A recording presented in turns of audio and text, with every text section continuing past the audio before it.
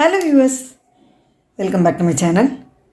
இப்போ என்ன பார்க்க போகிறோம்னா, வைகுண்ட ஏகாதசிக்கு எல்லாருமே விரதம் இருப்பா. பொதுவாக இந்த மாதிரி கிழங்குகளை சாப்பிட்டு, இல்லை பருப்பு கஞ்சி, நேந்திரம் பழத்தை ஆவியில் வேக வச்சு எடுக்கிறது, பழம் புழுங்கிறதுன்னு சொல்லுவோம், அதெல்லாம் கூட எடுத்துப்பா. பயத்தம்பருப்பு கஞ்சி எடுத்துக்கலாம்.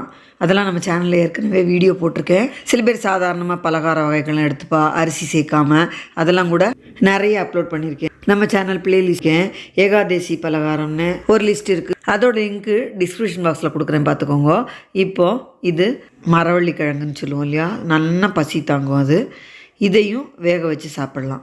கிழங்கு ஃப்ரெஷ்ஷாக இருக்கணும், இந்த மாதிரி வெள்ளையாக இருக்கணும், அப்போ தான் நல்லா இருக்கும் டேஸ்ட்டும். ரொம்ப பழைய கிழங்காக இருந்ததுன்னா உள்ளெல்லாம் கருப்பாக இருக்கும், வேகாது.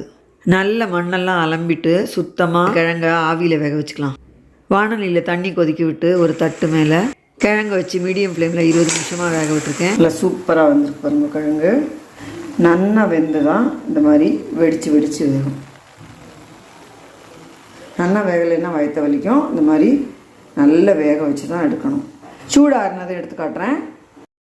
இப்போது இந்த சூடு ஆறின இந்த கப்பக்கிழங்க இந்த மேல் தோலை இப்படி உரிச்சாலே வந்துடும். உரிச்சிட்டு இந்த நடு நரம்பு இந்த மாதிரி எடுத்துடலாம். இந்த மாதிரி உரித்து எடுத்துருக்கேன் பாருங்க. இதை தோலெல்லாம் தனியாக எடுத்து வச்சுருக்கேன். இதை ஜஸ்ட்டு இந்த மாதிரி பீஸ் பண்ணிவிட்டு இதை மேலே லேசாக உப்பு பெருங்காயம் தூவி அப்படியே கூட சாப்பிட்லாம்.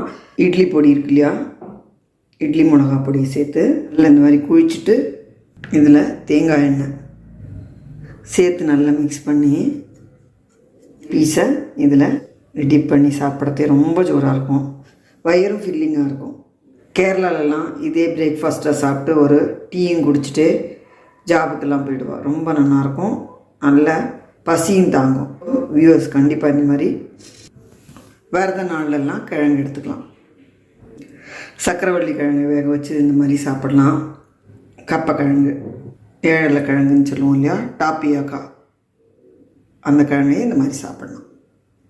சக்கரவள்ளி கிழங்கு வெறும்னா ஆவியில் வேக வச்சு அப்படியே சாப்பிட்லாம். நல்ல பசி தாங்கும். ஏற்கனவே நம்ம சேனலில் இதுக்கு முன்னாடி வீடியோ போட்டிருக்கேன். இப்போது இதே சக்கரவள்ளி கிழங்கை ஆவியில் வேக வச்சுட்டு எடுத்து வச்சுருக்கேன். இதை வச்சு சுவாமிக்கு நைவேத்தியம் பண்ணுற மாதிரி ஒரு டிஷ்ஷும் பண்ணலாம். நம்ம விரத நாளில் எடுத்துக்கலாம். இப்போது அதுதான் பார்க்க போகிறோம். சக்கரவள்ளி கிழங்குல மேல் தோலை உரிச்சிட்டு ஸ்லைஸ் பண்ணி வச்சுக்கலாம். இந்த மாதிரி ஸ்லைஸாக நறுக்கி வச்சுருக்கேன். மேல் தோல் எடுத்துகிட்டு தோல் தனியாக வச்சுட்டு இப்போது ஒரு பேனில் இது 2 டேபிள் ஸ்பூன் வெல்லம், துருவின வெல்லம் எடுத்துட்டுருக்கேன். இது நல்ல வெல்லம், அதனால் இதில் குப்பையெல்லாம் இருக்காது. குப்பையெல்லாம் இருக்கிற வெல்லம்னா கரையை விட்டு வடிகட்டிக்கணும். இப்போது கொஞ்சமாக 1.5 டீஸ்பூன் தண்ணி விட்டுருக்கேன். இது கொஞ்சம் கரையட்டும். இது லேசாக பச்சை வாசனை போனால் போகிறோம், பாகுபதம்லாம் வர வேண்டாம். இது நல்ல பச்சை வாசனை போக இந்த மாதிரி கொஞ்சம் கொதிச்சாச்சு. இதில் இது ஒரு சிட்டிகை சுக்கு பொடி. இந்த பனிக்காலத்தில் இந்த சுக்கு பொடி சேர்த்து பண்ணும்போது ரொம்ப நல்லது உடம்புக்கு. ஒரு சிட்டிகை ஏலக்காய் பொடி, 1/2 டீஸ்பூன் நெய் சேர்த்து நல்லா கலந்து விட்டுட்டு இந்த கட் பண்ணி வச்சுக்கிற சக்கரவள்ளி கிழங்கை இதில் சேர்த்து இந்த வெல்லம் இதில் கோட்டார மாதிரி ஒரு தடவை ஃபுல்லாக கலந்து விட்டுடலாம். இப்போ இந்த மாதிரி ஃபுல்லாக கோட்டார மாதிரி வச்சாச்சு.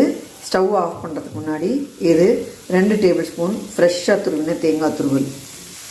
இப்போ இதையும் சேர்த்து ஒரு பரட்டி எடுத்துடலாம்.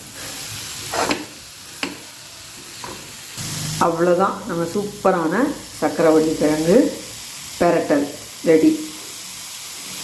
சுவாமிக்கு நைவேத்தியம் பண்ணுறதுக்கு ரொம்ப ரொம்ப உகந்தது. இது குழந்தைகள்லேருந்து பெரியவா வரைக்கும் விரும்பி சாப்பிடுவா. உடம்புக்கும் ரொம்ப நல்லது.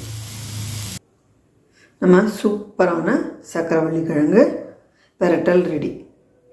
பாருங்க, உதிராக ஜோராக இருக்கும். ரொம்ப வெல்லம் போட வேண்டாம் இதுக்கு, ஏற்கனவே அதில் திதிப்பு லைட்டாக இருக்கும். வியூஸ் கண்டிப்பாக செஞ்சு பார்த்துட்டு உங்கள் ஃபீட்பேக்லாம் போஸ்ட் பண்ணுங்க. இதே மாதிரி நேந்திரம் பழத்தையும் பண்ணலாம், அதுவும் நம்ம சேனலில் வீடியோ போட்டிருக்கேன் இதுக்கு முன்னாடி. டயபெட்டிக் பேஷண்ட்டெல்லாம் கூட சக்கரவள்ளி கிழங்கு வேக வச்சு சாப்பிட்லாம், ரொம்ப நல்லது. அதே மாதிரி நேந்திரம் பழத்தையும் புழுங்கி சாப்பிட்லாம், அதுவும் ரொம்ப நல்லது உடம்புக்கு. இந்த வீடியோவில் யூஸ்ஃபுல்லாக இருக்கும்னு நினைக்கிறேன். லைக் பண்ணுங்கள், ஷேர் பண்ணுங்கள், சப்ஸ்கிரைப் பண்ணுங்கள். தேங்க்யூ ஃபார் வாட்சிங்.